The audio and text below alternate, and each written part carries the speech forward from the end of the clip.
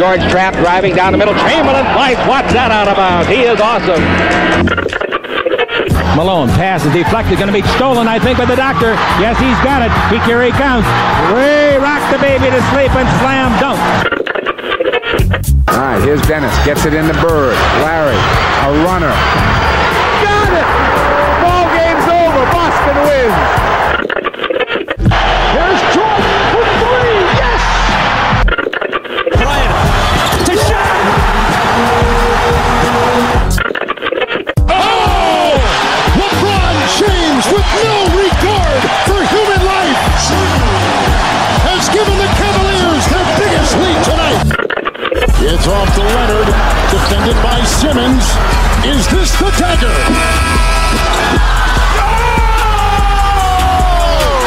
This is WHPC Sports Talk.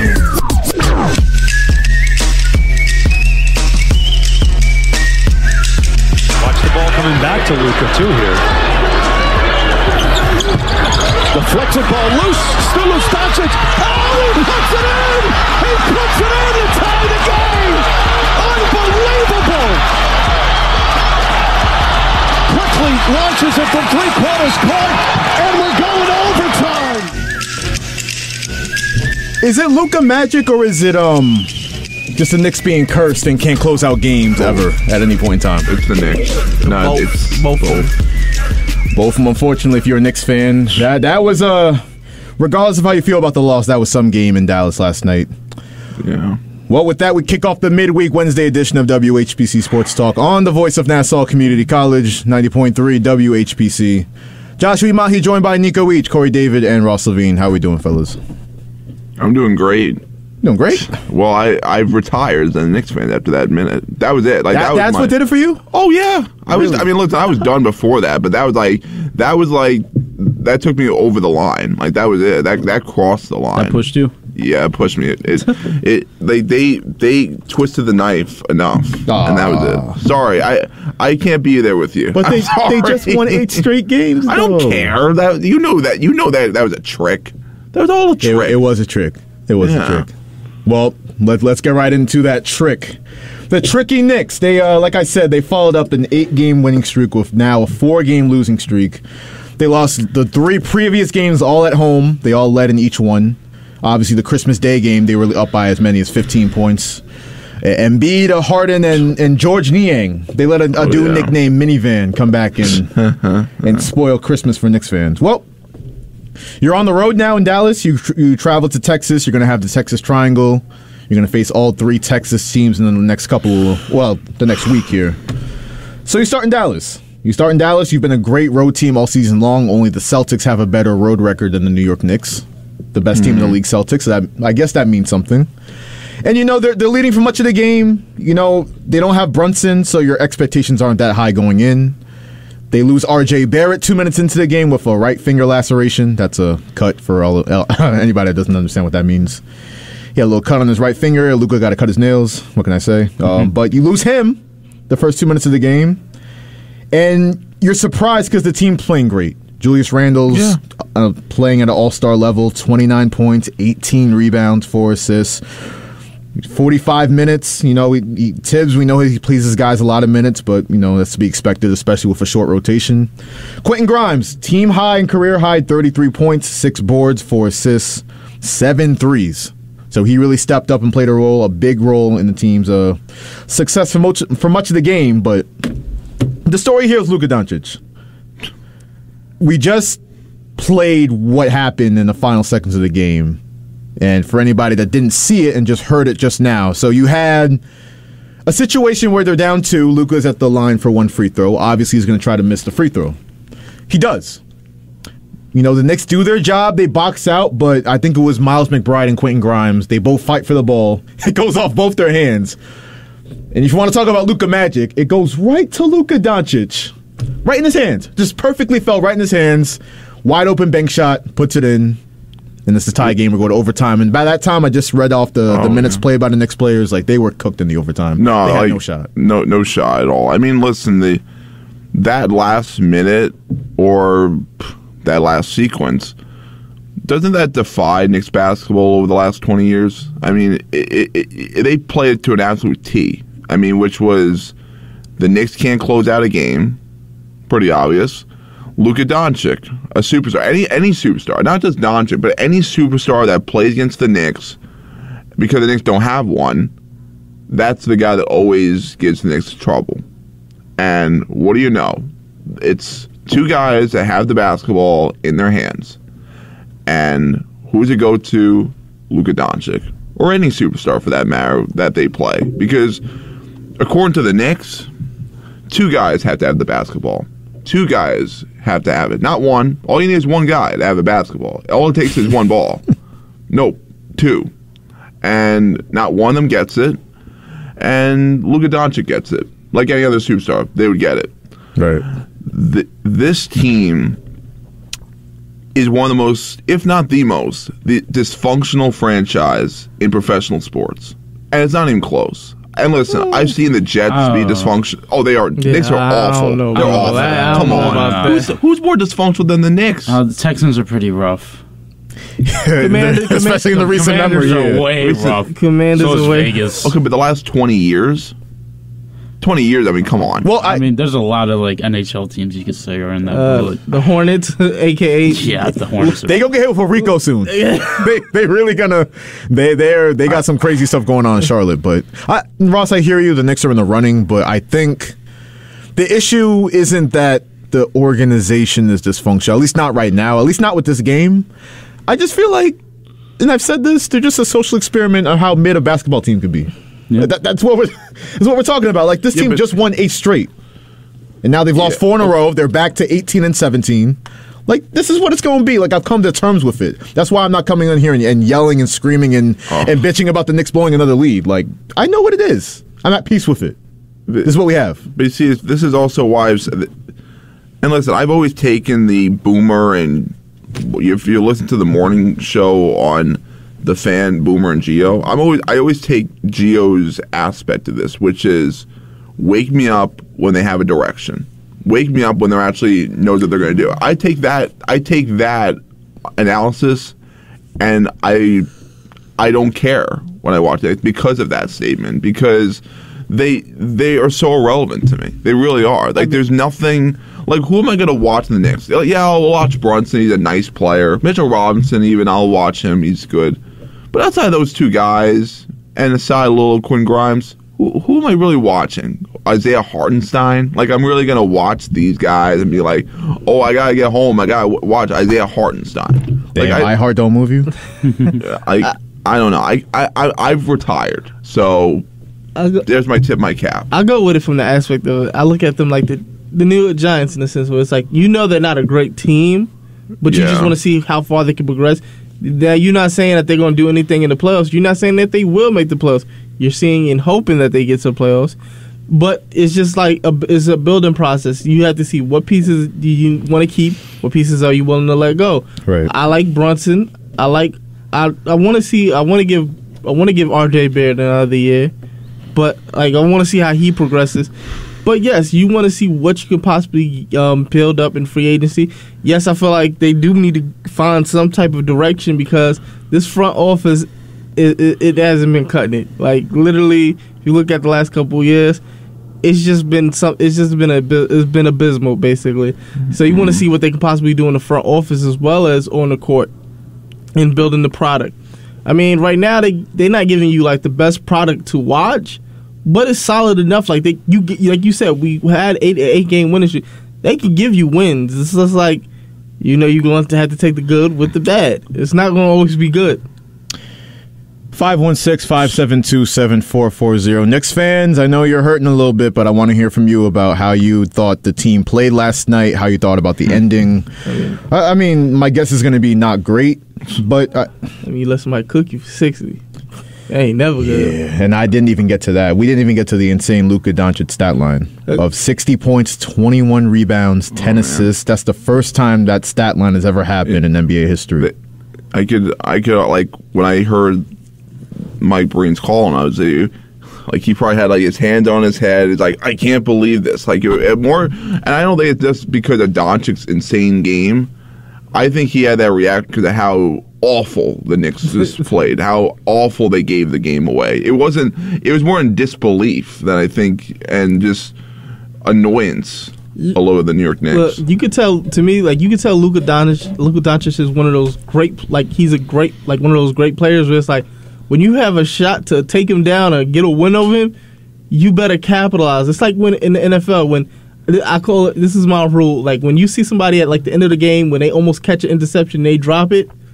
What I say is the next play is 9 times out of 10, that play costs that team, and the team that's trying to drop is 9 times out of 10 going to win, and it usually never fails me. Yeah. So when that situation happened, when you had a chance to win, as soon as that ball got right back in Luka's hand, I was like, and he made it, it's over.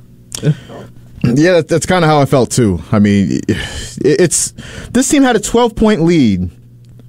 9-point lead with 34 seconds remaining. Like you expect, even with the Knicks that, I criticize the coach and everything else. I know they can't close games. You don't have a star, blah, blah, blah. But you expect to win that game. You're up 9, 34 seconds left. They cost me a ticket because I was like this. I was looking and I was like, oh, they up. I'm about to put them down. I was like this when I found out when I saw the look, I was like, are you kidding me? Because you seen this year there's been like the trend where like the social media posters, like they'll show like how a team had the lead and then they'll show what happened afterwards. Like ESPN's been doing that. I was like, they put us. It's basically like being put on the big screen. It's like the Summer Jam screen. Yes, that's where the Knicks were last night. I mean, it's an embarrassing loss, but if you take into account, like I said, they didn't have Brunson, they lose R.J. Barrett. I wasn't expecting much. When I saw Quentin Grimes hitting all those threes, I'm like, wait a minute. All right, I guess I'll keep watching to see where it goes. Career high, right? Career high, and you know how high I am on this kid. Like I used to say about Obi Toppin, who's hurt still. I wouldn't trade him for God. Right now, that's how I feel about Quentin Grimes. Like it's tough because you talk about they didn't want to put him in the Spider deal or him and RJ in the same deal. I guess. But unless you're talking about like a top flight guy like a Shai Gilgeous-Alexander or somebody like that, I'm not trading this kid. Because shooting and defense doesn't grow on trees. Yeah, but here's the thing though. This team, it's not just the rebound, which by the way, they have to be the worst defensive rebound team in the NBA. I mean, it's that pathetic. It's funny, Ross, they've been a lot better. They were a lot better during the winning streak, but ever since that ended, it's been questionable again. But the point I'm trying to make is like that's deflating your numbers. Like you're on an 8-game winning streak. So the Knicks have played 35 games this year. So 8 of them, okay, they were better. Right. So the other 27, that means they were the worst. So that's a major problem. They can't get a rebound, and I think this is also embarrassing to watch, by the way. And again, I know they didn't have really much of a chance in the overtime, but you saw this even in regulation.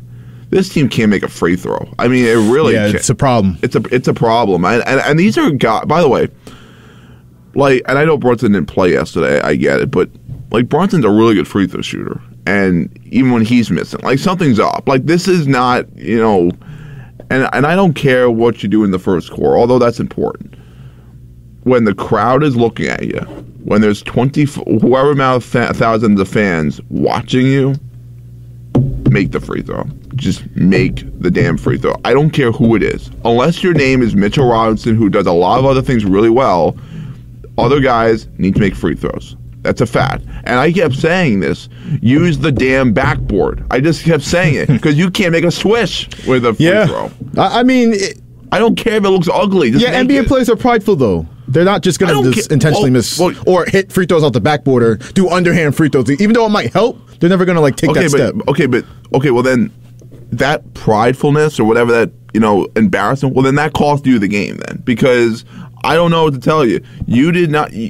The simplest thing you could do on an NBA basketball court is to make free throws. They're called free throws for a reason. You can make the shot. Make the shot. That's all I'm asking. Like the rebound... Embarrassing. It's embarrassing. They get eaten on the glass like it's like their breakfast, and the NBA is like eating them. That is the Knicks. They are the sandwich. They really are. And honestly, the Knicks are. There's so many examples you can bring up, but now that they can't get a rebound, they can't shoot damn free throws. I don't care who it is at the free throw line. I mean, and listen, Randall has been very good this season. He has. But my God, can even he make a free throw? It's just flat out ridiculous. I mean, they are like hack-a-shack. You might as well just hack them every single time because you know they're going to miss. You know they're going to miss one. So, and it's not just Mitchell Robinson. It's everybody. So shoot 1,000 free throws in practice, simulate the crowd. I don't know. But you better learn how to make damn free throws because you know what? Your front office is not going to buy anything because you can't make a free throw. It's a problem. It's a problem with the free throw shooting. I mean, we saw in the game that they never should have lost. If you want to look at the last 4 games and the games that they lost versus the games that they should have won, that game against Chicago, late game, Brunson misses 2. Quentin Grimes misses 2. 2 of your best free throw shooters, and then you get gamed by DeMar DeRozan. So it's a problem. And the Knicks, what can you say? I actually, the reason I'm not killing Tom Thibodeau today, because I usually do. I did like his game plan defensively last night, and I know it's crazy to say when Luka had 60, 20, and 10. I don't blame Tom for that game. Nah, because you look at what they did. They forced Luka Doncic to make tough 2-point shots. They remember what happened the last time the Mavs played the Knicks at the Garden, that third quarter. Oh, it was 3-pointer after 3-pointer after 3-pointer. So you shut that off the entire game. You don't let guys like Tim Hardaway Jr. 3 of 11 from 3, Reggie Bullock 1 of 7. Davis Bertans, 1 of 3. Christian Wood hit 3 3-pointers. Spencer Dinwiddie hit a couple, but they shut that off, and that was a nice adjustment from the last time you saw the Mavericks. You forced Luka to beat you, but the problem was when you do that, great players, they have the capability to beat you. But here's the thing, though. Even that free throw where he got the rebound back, it never came down to that. No, I agree with you. Everybody can see that. It's never have been at that point. Listen, make your free throws. That's all they have to do, and secure rebound. And listen, I love Quentin Grimes, and Quentin Grimes has been great. He can't be out there in late game situations. He just can't. I'm sorry. Even if you believe that, what better choice do they have? No, I'm not blaming him, but when young guys are out there in pressured spots, they tend to fail. It's just a fact. It's why I'm not ripping Grimes, and I'm ripping those guys because this is nature. It happens, but listen, as long as people are gonna hate saying this, but it's true. When you wear the uniform for the New York Knicks, you tend to fail. I hate to say that, but that's a fact. This team has no direction whatsoever, and for anybody that says that they do have a direction, well, then you're just lying to yourself. Well, because I've been saying what you've been saying all season long, but my thing is I think they do have a direction. It's a direction I'm not a fan of because they're really intending to be mid until so-and-so demands a trade. That's their plan. That's their direction. They've clearly shown that. I don't agree with it either, but is it a good direction? No, but I think there's a direction there now. Now, what star is it going to be? If it's going to be Zach LaVine, please save it. Yeah, but why are they really in a position to even go and buy? They're not good enough. I don't understand that. It's are they even in that position? I know they just got Brunson. I know they got these players. So this is more like a give up type of thing. But why don't they just you completely tear it down? Why don't they just go in a full-on rebuild? And what I mean by a rebuild is you don't do this halfway. You're awful. You're just admitting you're going to be awful. You're going to win 15 games a year, and you are going to hopefully and rely on your scouts and draft properly. That's what I think you need to do. Don't do this halfway. Sure, bring in a couple of veterans, but don't do this halfway and then believe hey, maybe that we have something. No, you do this for 4 or 5 years where you're just awful. You pile up draft picks, and then there you go. Maybe you have something. Ross, I agree with you, but you got to be careful with that because we saw the Knicks just do that. Remember the Zion year? We're going to lose all these games and go 17-65 for Zion Williamson, and you get the third pick. Yeah, but the Knicks never do it all the way. That's the problem. They always do it halfway. They never fully believe in it. So that's the problem. They won 17 games that year, but that year also, they thought they were actually pretty good. And, according to them, they fell apart. You got to remember that as well. I get it. Nobody wants to sit through and watch your team purposely lose. But what's better? Purposely losing, knowing that you're going to be an unbelievable team down the road, or you're going to be this for a long time. I'd rather take the being awful for a few years. you're not getting anywhere with being this. And I've said for a while now, you would get like 6 first-round picks if you trade this roster. You probably would. I mean, the way one guy in particular, and that's Julius Randle, the way he's played himself back into all-star form, and if anybody wants to disagree with me, I know Julius Randle had the down year last year and the thumbs down and everything else. Look at the stats and look at the production this year. Like, he's come all the way back to be an all-star caliber player. He'll probably make it this year. Yeah. So, but to what you're saying, if there's a direction, maybe you think about trading him. If you can get a first-round pick and some other pieces for him, do it. Yeah, I don't know. To me, like, what are you buying at the trade deadline that's going to put you over the top? Like, if they're talking about Kyle Kuzma, bro, I don't know. That's what they're talking about. Kyle Kuzma, they're talking about guys like Tobias Harris. Yeah, that's what I said on Monday. But like, is that really going to fix anything? No, but their plan is to be mid. Like, we know this. That Tobias Harris don't get any mid than that. He's like, don't get any more mid than that. Why they you make it sound like that's a start? Like them play. You make them play sound like it's a start. You know, like, we've been doing that for like how long now? We've been having those type of it's a start type players for like a minute now. I mean, I don't know. I've seen them. I've seen the Knicks do this for years, where it just they never go all in with one thing, and that's what they need to do. They got to complete this, start this process, be really bad for a few years, get a coach that is like a Kenny Atkinson, somebody that knows that your team's probably not going to be very good, and then build it back up. I like Tom, but he probably is not the long-term answer, and it's not all his fault. But I blame the front office a lot more than him. But with Kenny Atkins, you don't know. He might not come. You might see what he did with Charlotte. And look at the team like, maybe. I don't know if you got enough to win, so I'm gonna chill out here. Kenny Atkins, he's still at Golden State, right? So yeah, I think he's perfectly fine with just waiting it out. I know. It's just an example. Yeah, I mean, it's a lot of things you can say about the Knicks. They still have a winning record at 18-17. Will that last? I don't know. They play the Spurs tomorrow at 8 p.m. That's the second leg of their Texas Triangle. That might be a dub. They'll beat the Spurs. But you never know. The Spurs is tanking. They want Vic. You never know. They might have Devin Vassell go out for 50 points and beat them. I don't know. Do you even want them to win at this point? Like, I'm sorry. Like, is it even worth it? Ross, if they announced and they made their direction clear that they were trying to lose games, I'll be rooting for them to lose games. Their direction is for them to try and win games and be a top 6 seed and see what they can do in the playoffs once they get there, which is probably losing the first round. But yeah, so I have to root for that. When a team gives you a direction, like, you have to root in. Well, you don't have to, because I'm a Saints fan.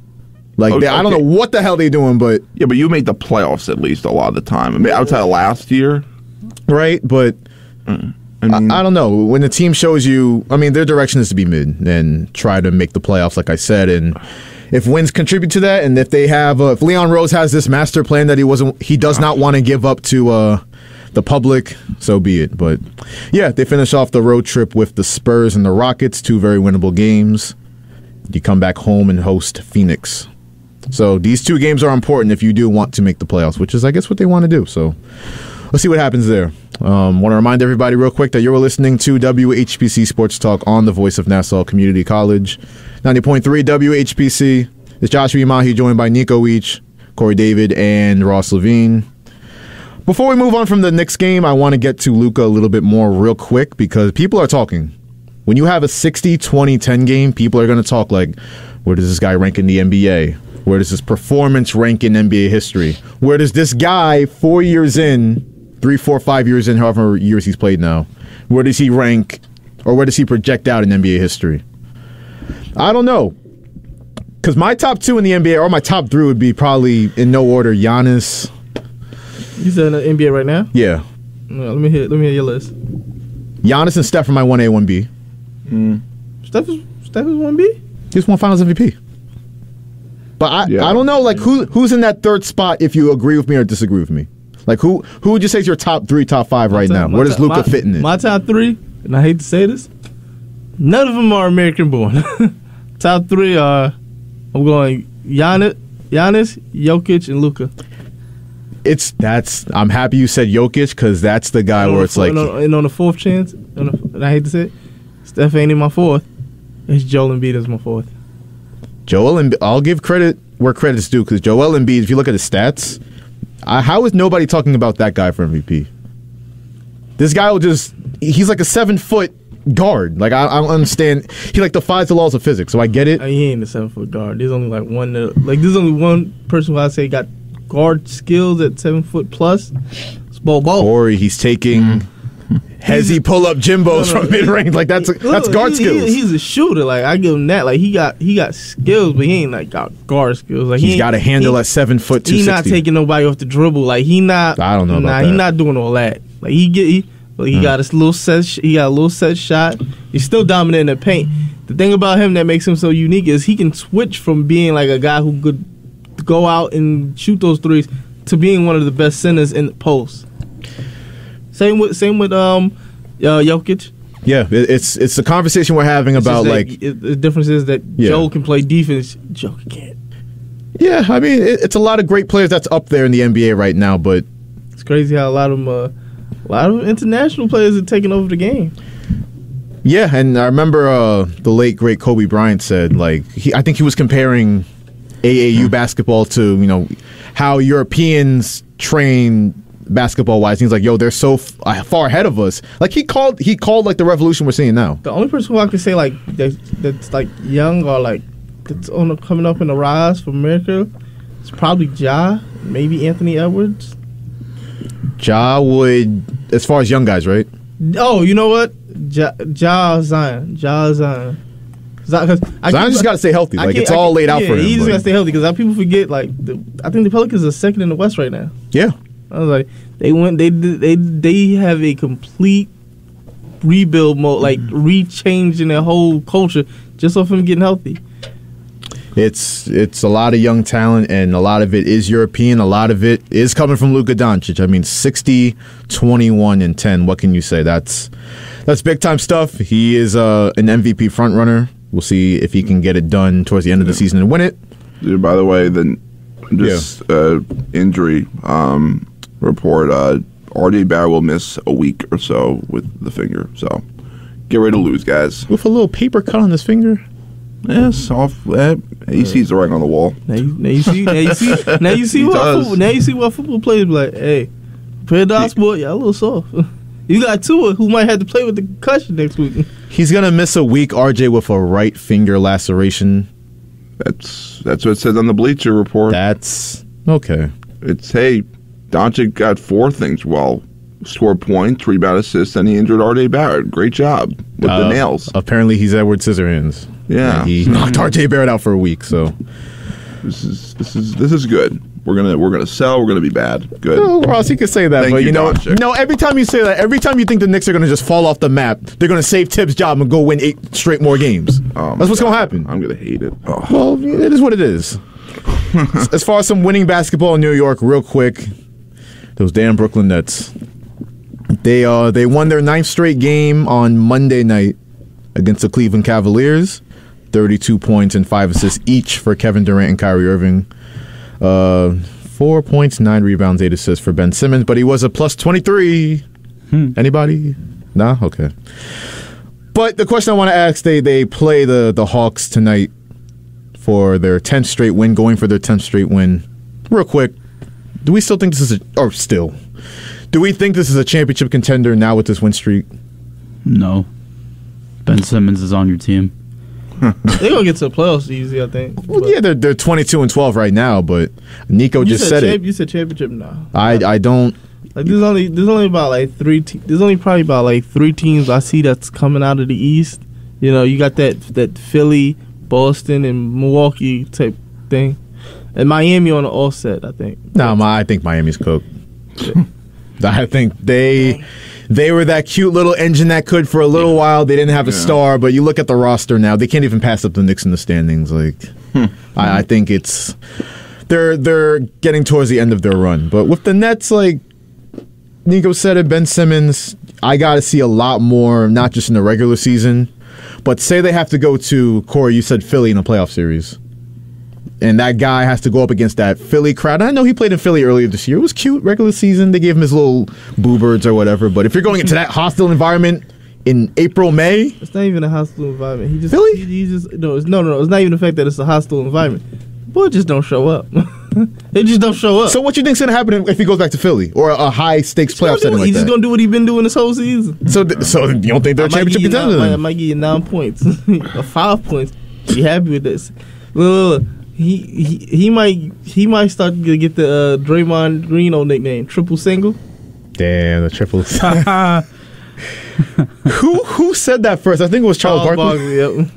I gotta load that into the vault. That's like top 5 funniest moments inside the NBA. Like, it don't get better than that. But Mr. Triple Single Ben Simmons, like, he's gonna be the X factor. He's gonna have to show a lot more than what he's showing so far. And I know his plus minuses look good and everything. That's gonna be the case when you play with Kevin Durant and Kyrie Irving. But we'll see what happens down the road.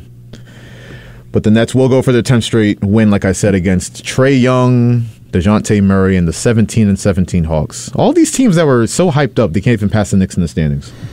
The Hawks, the Bulls, the Heat. That's interesting to me. But let's move on to the NFL. The New York Jets at 7-8. They've lost 5 of their last 7 games. We last saw them and Zach Wilson getting booed off the field against Jacksonville. But the team was just Zach Wilson. It was just Zach Wilson, yeah. Yeah. But good news for the Jets. Mike White was cleared by Jets doctors on Monday. With that being said, Robert Saleh was quoted in the whatever presser he was doing, whatever day. It's kind of all clumping together at this point. But he says he's not giving up on Zach Wilson. He still has a future with the Jets. Bro, he's just the media, bro. Yeah, that's coach speak. He's just pleasing the media. Internally, everybody... He done. Yeah, everybody knows it. It's not even. It's like the worst kept secret in the NFL. Yeah.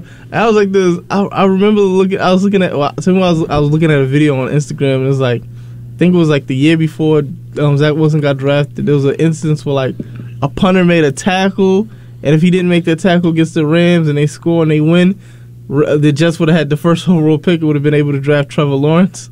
It was like a whole multiversal type situation. It was like, what would happen if one tackle doesn't get made? It's a lot of what ifs I'm thinking about in the NFL. I'm just saying, I don't know if that would work because historically, for the last couple of years, whenever we draft the quarterback in the first round, still don't pan out. Yeah, but it's Trevor Lawrence, a generational quarterback, compared to Zach Wilson, who had one good throw at his pro day.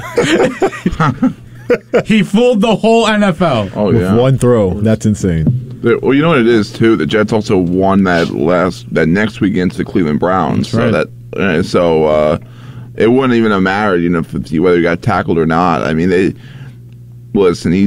Salah could say all he wants. He's finished. I mean, when you're saying about, well, we haven't seen the last of him. No, he's done. It's pretty obvious. I mean, the players know it. Players don't even like him, and once you lose the locker room, you're done. So he bought them electric scooters. Mike White time. White time. White. Scoot your ass on, Zach Wilson. It's either going to be White or it's going to be Garoppolo. I think. Oh my God! Can they just get a great quarterback? Can they just do that? Can we stop replacing trash with mid? Jimmy G is going to be their guy. I agree with Ross. But you're right, Nico. Like, at what point do you say, like, through our whole team's history, the last great quarterback we saw was Joe Namath?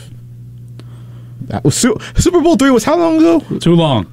Was it 1969? It's got to be, It's a great year. My pops. My pops was like 5 or 6 when that Super Bowl happened. Your pops? Yes.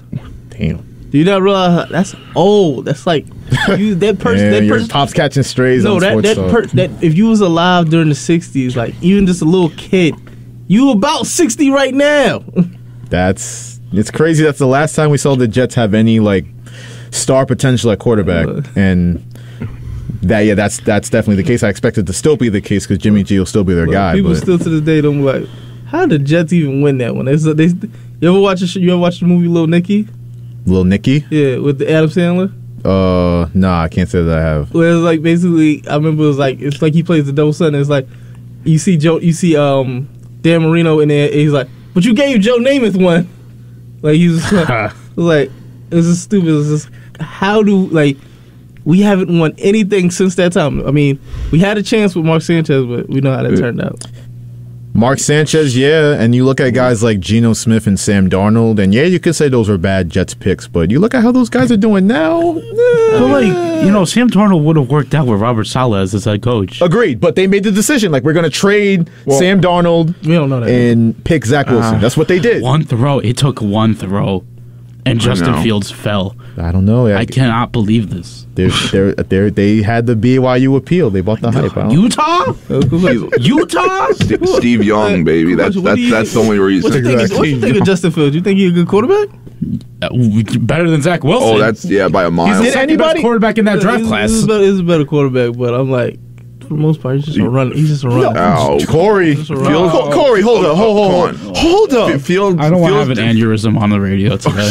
Fields destroyed the Patriots. Zach Wilson couldn't even come close. Hold up, and Bill Belichick owns young quarterbacks, by the way. Yeah, and Fields killed them throwing the ball. Yeah, and listen, Fields. Listen, he started off a little slow, but I mean, the guy is good. I mean, he's a great mobile quarterback. He can make some throws and. Listen, Zach Wilson. No, he's a bitch. He's a bitch. And he's too cocky for a guy that can't throw. No, he's a bitch. Let's just call it. Oh my God, the Utah blood goes insane. Utah catching straight. Well, they always catch strays on WHPC. It's just an L State. It is. I don't have. What do they have going on in Utah? Just Mormonism. I want to attack Corey's take some more, and you're not wrong, Nico. Yeah, because you can't say. Hold up. You don't even gotta go to. You ain't even gotta go to it. Justin Fields, like everybody saw, like we have everybody that had eyes didn't have an agenda to push. Come on now. Like, stop acting like he's Deshaun Watson. He's not even. He's better than Zach Wilson. That's the point. Yeah, he's better than Zach Wilson, but Zach Wilson makes Fields look like Deshaun Watson. Yeah, but Zach Wilson makes my left toe look like Tom Brady. In his prime, okay? The way you're saying is like, if he comes and we had Justin, I don't feel like Justin Fields would have succeeded. If this team had Justin Fields, they're probably a Super Bowl contender. No. Okay. Corey, is the Jets defense championship caliber or not? They're good, but you gotta understand, Justin Fields had a. They're just good. The Jets defense. They're good. The Jets defense is great, but you forget that not too long ago he had a solid defense over there in Chicago. Fields? Not this caliber. Yes. Not even close to this caliber. Trubisky had that defense and wasted it. That's right. Khalil Mack, Roquan Smith, Eddie Jackson, and you had two. Fields might have had that for 2 days. That was true. That was Trubisky's team. That was. So Justin Fields, this is his second year, right, Corey? This is not Phil's second. You said it's the second year, right? Yeah. Khalil Mack just got on the Chargers this year, right? Right? Yeah. Right? Also look at the Roquan Smith just got on Baltimore this year. Right? That defense had already fallen off, though. And this Jets defense blows away that Chicago defense from last year. You can't deny that. You can't deny it. No, Justin Fields on this Jets team, they're already in the playoffs. So I bet you they already clinch a playoff berth. It's an 11-12 win team, probably. Easy. Quarterbacks that are you don't have to be elite quarterbacks to play for the Jets and for them to win. I mean, let's be honest. Even Daniel Jones could be on the Jets, and they're already clinched a playoff spot. I was saving that hot take all week. Like, if you put Daniel Jones on this Jets team this year, hold up. With how he played in Minnesota on Saturday? The way he played against Minnesota, I think the Jets would have won. Josh, to be quite honest, you put Russell Wilson on this team. This team's probably an 11-12 win team, right? Zach Wilson is quite possibly the worst quarterback in the NFL. Oh, he definitely is the worst quarterback in the NFL. It's not even close. I don't think anybody's closer. Oh, no, Carson Wentz is starting this weekend. That's true. That might be a toss. That's a perfect segue into what I wanted to get to NFL-wise. I don't know about... Russ is pretty bad this year. No, Russ might be the worst quarterback this year. Stop. Okay, but he's not worse than Zach Wilson. Like, he's bad. No, statistically, I think he's worse. I don't know. When you have a Nathaniel Hackett mindset stuck in your mind, I don't know. How you can... I know we've seen it before, maybe. Have we in the NFL, actually? A first-year NFL coach not even given the full 16, 17 games? Yeah, Steve Urban Meyer. Yeah. Urban Meyer was that guy. I mean, that was also... But that was... He was getting lap dances in like bars and public view. Yeah, like that. I still don't understand. Why does him having a good time have to affect his position with the team. You see, that's stupid. I mean, if he was a good coach, nobody would care. But he was trash, and then they saw that, and he's like, "Oh, this guy." I can tell you right now, if Matt Rule did that, nobody would care. No, I think you're right about that. I think Matt Rule is just nobody cares about Matt Rule. No, like you look at him, it's like this, I can't this guy believe he lasted longer than Urban Meyer. It was the visuals, just an old dude with a young. It didn't look right. It didn't look right. Yada yada, cheating, yada yada. Who cares? The Rizzler. Oh, Urban Meyer. You know. Oh, I know he got fined 1 year. Chip Kelly. Oh, did he? Yeah, with the Niners. Yeah, he was terrible. That's right. Awful. Yeah. That was awful. Oh, my God. But I don't know. I don't know if Chip Kelly had players literally fighting each other on the sidelines. No, but they said, like, with you, like, he was, like, racist and stuff. Like, no, it was bad. Yeah, Chip Kelly I was... believe his name's Chip. Yeah. Do you remember how fast he traded LaShawn McCoy, Deshaun Jackson? Like, now you got to have an axe to grind if you shipping them out that fast. That's just me, but I don't know. Nathaniel Hackett, like he had Broncos players on a Nickelodeon telecast. Like the kids are watching. The kids are watching you fighting on the sideline. Baker Mayfield was a Jet. Hey, did you? Yo, look. He's MVP, by the way. MVP. Baker Mayfield. I watched the Broncos versus Rams game on Nickelodeon. Yo, Patrick Starr calling your interceptions. It's crazy.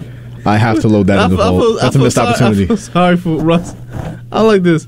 Yo, watching him just on social media, I'm like, bro, just stay off. Like, you just gotta disappear. You gotta disappear for like off season. Mr. Like, Unlimited. You can't post. I better not see no pictures of you or Sierra. None of that. I need to see you on the field, like working. Like the way you played this year was horrible.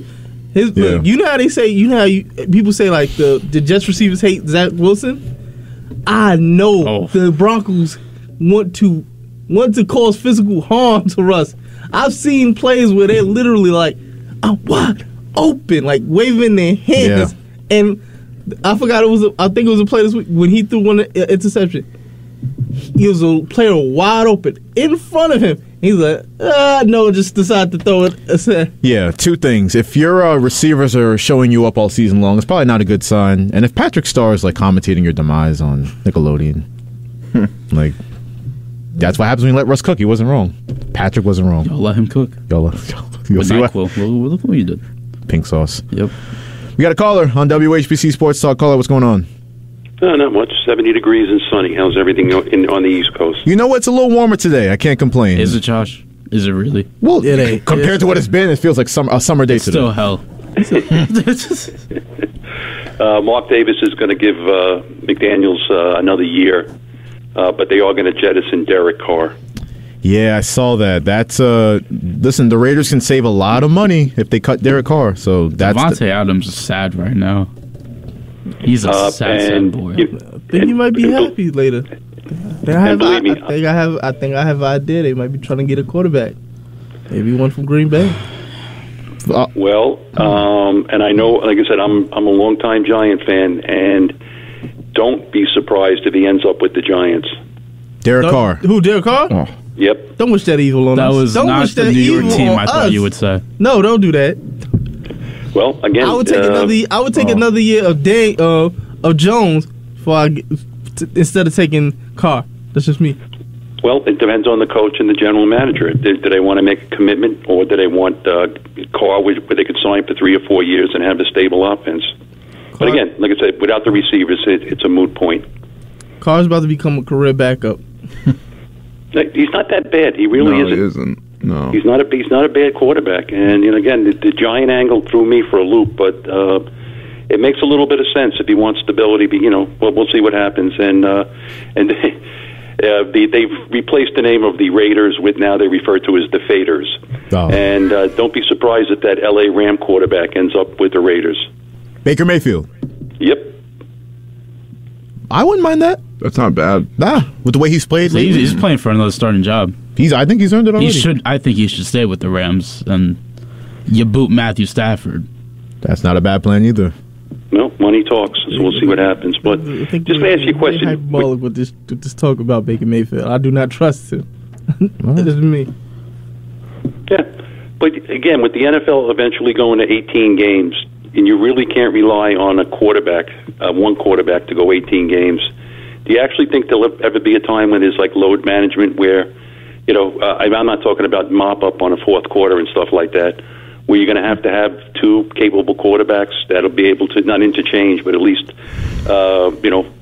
if somebody's got a small injury, again, look at the Jets. When they had to go to a backup this year, they fell apart. I mean, they were going to fall apart regardless. But is there a point where you actually have to have two capable quarterbacks? I definitely think we headed in that direction already. I mean, we see all the quarterback injuries and the quarterback battles that go on. Like, I think you definitely have to have, in case of anything, in case of emergency, you got to have two capable quarterbacks. Yeah, and just pardon me. If Michigan should win the championship, don't be surprised if John Harbaugh ends up in Cleveland. Wow, in Cleveland. I definitely think he's coming back to the NFL no matter what, but Cleveland? Yeah. The owner has sort of you're not allowed to reach out, but he sort of made little suggestions that he might be the perfect fit for that team. I will definitely keep an eye on that. I'm curious to see where Jim Harbaugh ends up. Yeah. We'll see what again. We'll see what happens with that. But if you were Sean Payton, which team would you pick? Definitely not the Broncos. Did you see that report? Did everybody see that report of Sean Payton and Tom Brady like potentially planning to join forces on the Saints? And that's not happening. I saw it. I'm like, I have no reaction to this. Like, Tom Brady's going back to New England. Yeah, what if the Saints was to get a certain quarterback from Baltimore? I would definitely be in favor of that. Maybe that would bring Sean Payton back, but it's definitely not Denver. That's my answer, Dave. Because Sean Payton was, remember on that Manning cast, he was trying to allude to, like, hey, we both free agents. Yeah, I think Sean Payton's definitely going to go somewhere. He doesn't want to rebuild. He doesn't want a middle-of-the-road quarterback. He wants a star to really start his next chapter with, and we'll see what happens, Dave. But thank you for the call. Okay. All right. He brought up a lot of good topics, but I wanted to start with Derek Carr because obviously he's benched for Jarrett Stidham. Yeah, you're done when that happens. Yeah, you're cooked. You're cooked. Whatever franchise does that to you, but you are cooked. I feel bad for him. I do. He's a good quarterback he was a quarterback for the Reds for basically a decade. Now he's getting benched. That's tough. I mean, especially when there hasn't always been the best situation around, and you've had bad coaching. This is what happens. I mean, it happens to the worst guys. I mean, I hope he gets another chance somewhere. You know what's interesting about Derek Carr? Because we saw him have one of his best seasons ever last year in John Gruden's offense. Obviously, John Gruden didn't make it the entire season, but stuck in that hotel room with DeAndre Hopkins. That's too preoccupied. Yeah. Regardless, like it is, he had his best season with John Gruden's offensive play calling, I guess, and Bisaccia as the head coach. You get rid of all of that, you bring in Devontae Adams number 1, and you bring in Josh McDaniels, a completely different offense.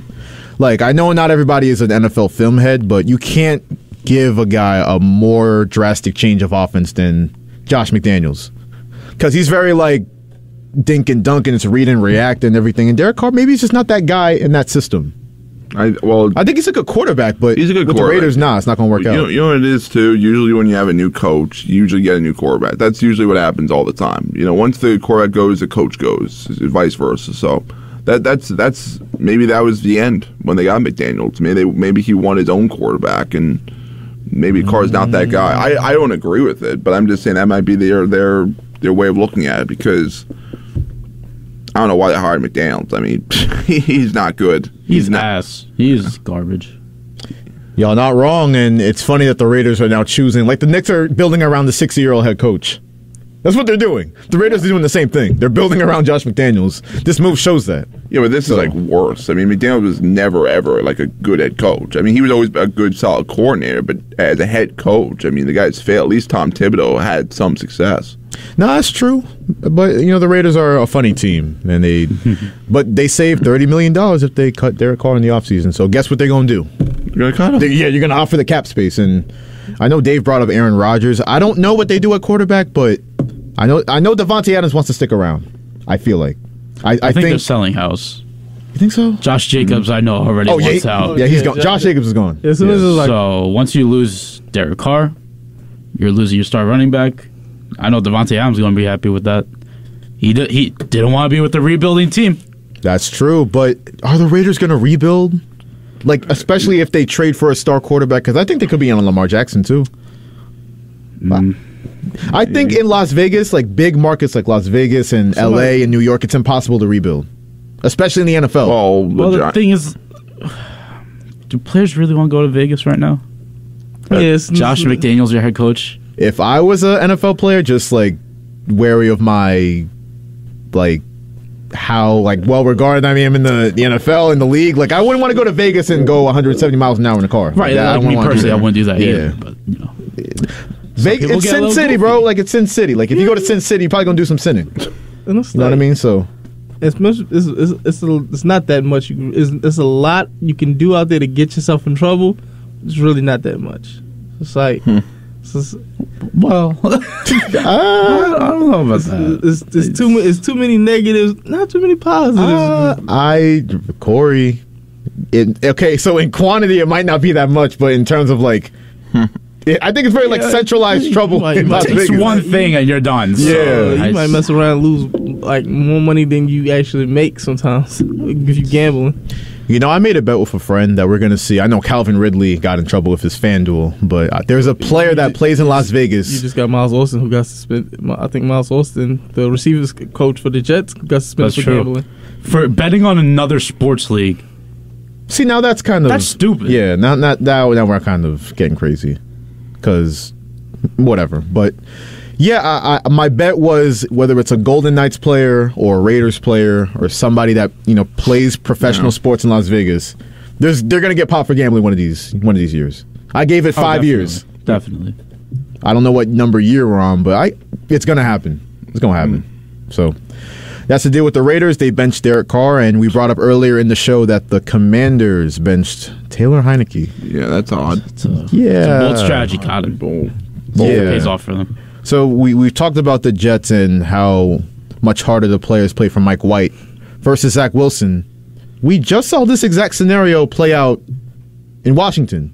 Like, Wentz got benched, they were all behind Heineke, and because, he has 2 fumbles against the Giants, we're going to bench him? Well, I don't understand that. I mean, listen, the one thing I thought that the Giants would have to deal with the same thing that Washington's dealing with, where they would have benched their quarterback, like when week 1 happened, right? And Dable's right in there, and just right in the face of Jones. Like, I thought he would get benched at some point during the season, just like how Heineke is. But with Heineke, it's.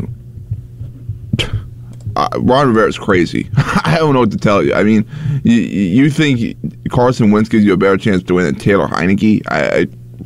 They're desperate. Good luck. Good luck. They're clearly desperate. They've lost 2 straight games after the tie versus the Giants. And this is their in case of emergency break glass option. They're going with Carson Wentz. I mean, the guy has higher potential than Taylor Heineke, but is it really going to work out? No. The Commanders are done. They're done. Yeah. After they lost that game to the Giants, they're cooked. Unfortunately. You say unfortunately because your Packers looking pretty good to make the playoffs now. I hope the Vikings wash us this weekend. I feel like I want to lose by 50. I feel like part of you don't mean that. No, I really mean that because I need Jordan Love as my starting quarterback next year. You don't want that. Shut up, Corey. Don't even look at me. You know you don't want that. On my mother's life, I want that.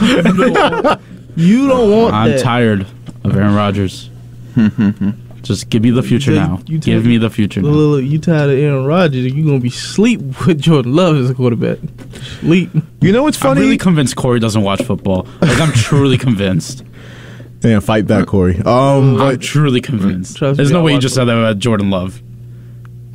He ain't good. What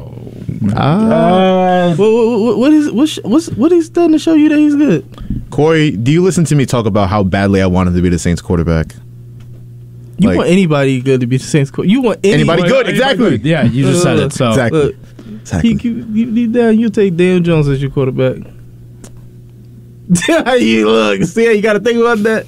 Look, y'all in a horrible state. I'm watching Andy Dalton. What do you want me to say? Look, y'all in a horrible state. Mr. Eat Dub lost his job to the Red Rifle, and they not even the best quarterback on their roster.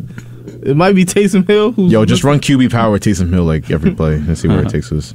But real quick, I wanted to get this topic in. Tua Tagovailoa.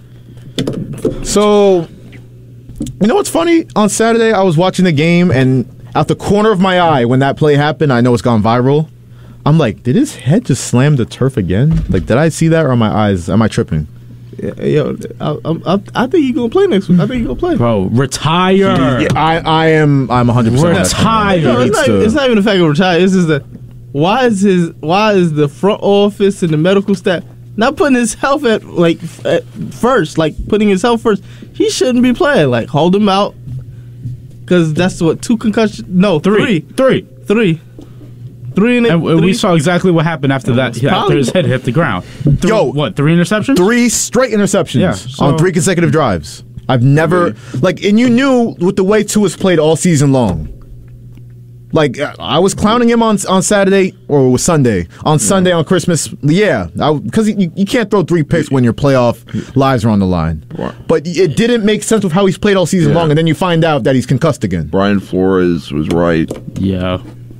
If I'm Tua, I'm retiring and I'm suing and I'm getting my bag because that is wasted Hall of Fame potential there. I think he needs to hang it up. Like this is 3 concussions in 1 season. Yeah, I know people were bringing up Kenny Pickett, and no, he has 2 concussions. He's fine. Do we know that? We don't know that. No. I mean, he's been playing like ass, so I mean, obviously he's not fine. And we know CTE is more long term than short term. Kenny Pickett's brain might be Swiss cheese in 40 years. We don't know. Even now, I know Tua's brain is Swiss cheese now. It's over. He's got cymbals and clapping in the brain and he's like that monkey with the cymbal. Exactly. That's what's going on to his head. Yeah. It's not his fault, but that's what we have in Miami. But that loss did help the Jets. We'll see how they and the Jaguars and the Jaguars too. AFC NFC playoff picture ramping up. Knicks and Nets, it's 2 polar opposite sides of basketball, good and bad, but we'll see where that winds up. We got some hockey on the way, too. Sorry we didn't get to that, fans, but let's do that hockey. Fire Gallant. There we go. We reached the end of our show. From Nico Leach, Corey David, and Ross Levine, I am Joshua Umahi, thanking you once again for listening to the voice of Nassau Community College and WHPC Sports Talk on 90.3 WHPC.